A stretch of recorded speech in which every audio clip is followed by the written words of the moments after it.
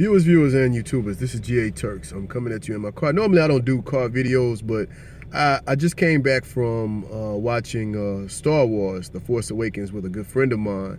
And let me just put this disclaimer out there. If you haven't seen this film and you don't want to know any spoilers, don't watch this video because there will be spoilers. I am going to spoil it. Let me just start off by saying that I grew up in a generation of movies where the storytelling was strong. These writers, they wrote and they gave you compelling stories that made you feel something. I grew up with Star Wars and I know the stories, and it was just something that I grew up with and I enjoyed it. But Star Wars, The Force Awakens, good and bad. I'm going to give you the bad first. I'm going to give it to you. They have this villain. This villain starts off as being powerful. This villain starts off as being a force to be reckoned with. You know, he's able to stop people in their tracks and do all kind of amazing things. But then, out of nowhere, they establish him as supremely weak. I'm a little shocked because in the history of Star Wars, there really has never been a Sith Lord, because I can't think of his name, that has been as weak. Here comes a spoiler. He's fighting up against a stormtrooper. I'm trying to give it to you without giving it to you, but he's fighting basically up against a stormtrooper who is not a Jedi, has no Jedi powers, and the stormtrooper gives him a run for his money, basically cuts him up and everything. I thought that was really weak, and I'm not sure why they decided to do that. I have a friend who read all the books and he was there, and he wanted to tell me more of a backstory, but I'm the view of the people who have never read any of the books. So this is what we get a chance to see without knowing the backstories. I thought that was really crazy. Then he goes on to fight a very new amateur Jedi, and the amateur Jedi defeats him pretty much. Doesn't kill him, but defeats him, whoops him down to the ground. I want to say that in the buildup of Star Wars movies, I can't even talk, I'm so upset. The lightsaber scenes have always been one where there was a buildup, and you waited to see those scenes, and when they came, they delivered. But this one, they could have just been fighting with Tonka toys as far as I was concerned, because there was no build-up. It wasn't exciting. They wanted to do something that was climactic, but it ended up being anticlimactic for the whole scene altogether during the fight. It just wasn't delivered well when they established this guy as being such a power, and these amateurs basically defeat him, and it seems like it was easy. Now the stormtrooper, of course, they didn't let him get he got the best of the stormtrooper, but the things that the stormtrooper did to him in the little while they did fight just seemed like it would have been impossible, but it was very possible, and it happened. So I was just a little caught off guard by that. It threw me off. And then they did something that I thought was really crazy. They showed the Sith Lord's face. The Darth Vader imitator, he took off his mask like halfway through the film, and he was like, "This is who I am." And the person, I don't get off, on talking about people. I don't. But the person who played this part was, he didn't come across as strong, powerful. In fact, he came across as kind of weak and pitiful. And it just kind of affected the storyline for me. And I wasn't, every time he took his mask off, because he kept taking his mask off, he came across as weak. There was not enough development to where when he finally did show some type of emotion that we should have cared about, we didn't really care about it because I guess we didn't have a storyline to care about, you know, enough history behind him, even though his history is strong. Showing his face took away from the strength and the power of when he had on the mask. But when he had it on, he carried that role. It was powerful. You know, he was a force, like I said, to be reckoned with. And it just went away. It just went away like hot air in a balloon when he took off his mask. I don't know, it just didn't do it for me. I was a little confused by the direction that they were going with him, because there's never been a Sith Lord so weak in the history of Star Wars. To me, that's my opinion. I know a lot of fanboys are gonna get on here and try to trash it, but he was so unimportant to me that I'm calling him a Sith Lord because I can't remember his name. He was just that unimportant. All of the relationships in the movie, the surprise relationships, you know, like they had in Empire Strikes Back, where Darth Vader reveals that he is Luke Skywalker's son. That was a moment in movie theater history for us. They wrote that. It was surprising. We were shocked. We were excited about it. We were like, oh my God. But they revealed relationships here, and the way it was done, it was very predictable. All of the relationships were predictable before they were revealed. And I thought that just really ruined some things for me. I think they gave away too much in this film. In fact, I think that the last 60 seconds should have been shaved completely off. They shouldn't have had the last 60 seconds. I think that they should have left it where we were going off to find Luke Skywalker and left it there. Leave us something to desire, because they didn't kill the Sith Lord. I told you I was going to tell you some things, so you know, I did warn you. They didn't kill the Sith Lord, and because he's been established as so weak, there is no reason to see him again in another movie. That's just my opinion. I don't even see what would be the purpose other than the surprise relationship that they've developed. And even then,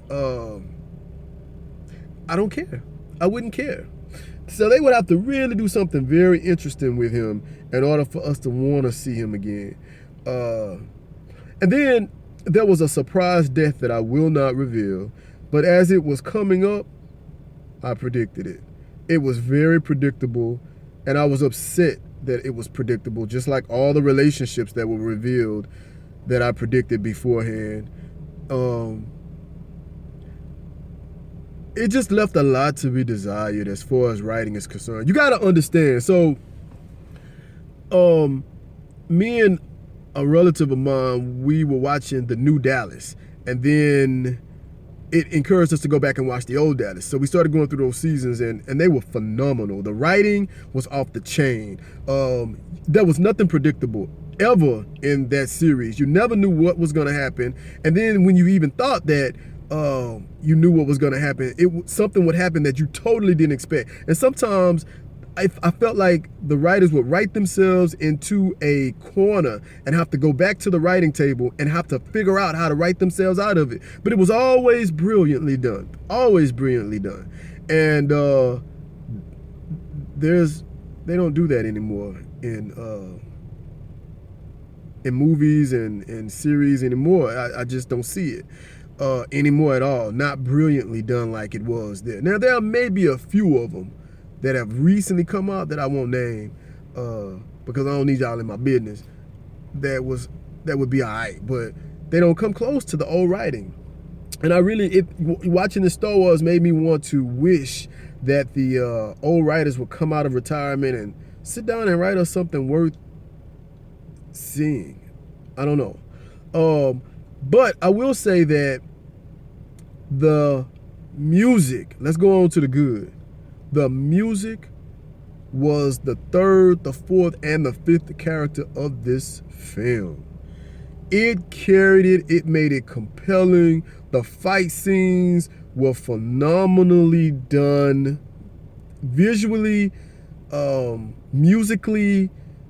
They were just done right. And probably it was because they used the old school composer who did the original films. He knew what he was doing, and he sat there and he wrote it like it should have been done. So it had that element that made it exciting. It was thrilling. Just the music was thrilling, and we don't have that anymore. You know, in old films, and I hate saying this, but you know, the music made us have the moments. It made us feel something. It was a third and fourth character. Well, the music here did that. The score was awesome. It had a lot of the old elements, and it brought in a lot of new flavor at the same time. Another thing was the visuals. The visuals were awesome. You were in the cockpit. You basically were in the cockpit, I can't talk, in a way that we have never been in the cockpit before. So, you know, you were able to see the elements, you know, the environments. You know, you had the sky, the trees, water, sand. I mean, they just took us in a place that we had not been in Star Wars before, which was thrilling. And on top of that, it was a ride. I mean, they took you on a ride in these aircrafts, and it was visually spectacular. So as far as the visual is concerned, they nailed it. A lot of the storytelling, not so much. I just didn't see it. But because of what we're used to today, and because of the, you know, the old school, you know, people who fan base that follows this movie, I think it would be a wonderful movie to kind of relive a lot of stuff that, you know, that we got when we were younger. I mean, just seeing those old characters again. I think it'll be a wonderful film for, you know, little boys to be shown by their fathers, and mothers to go who, you know, kind of admired Leia, to go see with their daughters and all of that good stuff. I think it would be a wonderful family film, and it's kind of exciting. But there were just elements that I didn't like. Another element that I didn't like was Carrie Fisher. This Leia is supposed to be a more mature, older Leia. I understand that. So we're going to change. We're going to be different. But she couldn't act. And every scene that she was in looked like she was reading her lines, or like they just gave her the lines and she just went around the corner and memorized them, and she just came back on the scene and just spoke them out. I was a little irritated by that, and I was a little caught off guard because I was like, this is horrible acting. She's just reading. And so when there was supposed to be sentimental moments, I didn't really get that. I couldn't relate to her because I was thinking that she was an actress reading lines, and she wasn't like that before. I thought that was crazy. And then Harrison Ford, okay, you know, Harrison Ford, he always brings it, and I really enjoy seeing him again taking on that classic role and everything that he had to bring. I love the R2-D2. Of course, I was looking at, it was something weird going on with Harrison Ford's hair, like it was a wig or something like that. If that really was his hair, they really should have did something else with it. It was fucking with me throughout the whole movie. And I don't even get down like that, y'all, but it bothered me. And then I love how they did 3CPO and R2-D2, and I loved BB-8. BB-8 was awesome. I think he's gonna be a really, really popular gift for the kids this year. But other than that, it was all right. I mean, it was all right. That's my review of Star Wars, The Force Awakens. I don't know what they're gonna do next time, but it's gonna have to be something a little bit more exciting than what they've already done with this one, and maybe less predictable. And I don't know. I'm gonna even call that this Finn guy has something to do with Lando Calrissian. I think that's how you say his name. And I'm gonna call it. I'm just gonna call it. It just seems like it was a predictable thing. I wouldn't be surprised if we see Billy D. Williams make a surprise visit and him having to be related in some kind of way with Finn. And I loved Finn. Finn was awesome. He has some. He really has some great moments in the movie. And the young lady who was his opposite, she was awesome too. I don't know much about these actors, but I do know that Finn, the African American, I was really proud of him, and I know that he did a lot of amateur films, a couple of amateur films, but this was his breakout, and I think this is going to do well for him. So I can't wait to see how it all wraps up and how he fits in the storyline, or if he's even going to be in the rest of the storylines. Another spoiler, but that's it. So it'd be interesting to see what y'all think. Fanboys, don't come after me too hard. I can't help it if the stuff was predictable. All right, so I'm finna go lay down. I'm tired, and I don't usually do videos in my car, so this is a little weird for me. So that's why I'm looking off and trying to see how everything works. But all right, see y'all later. Bye.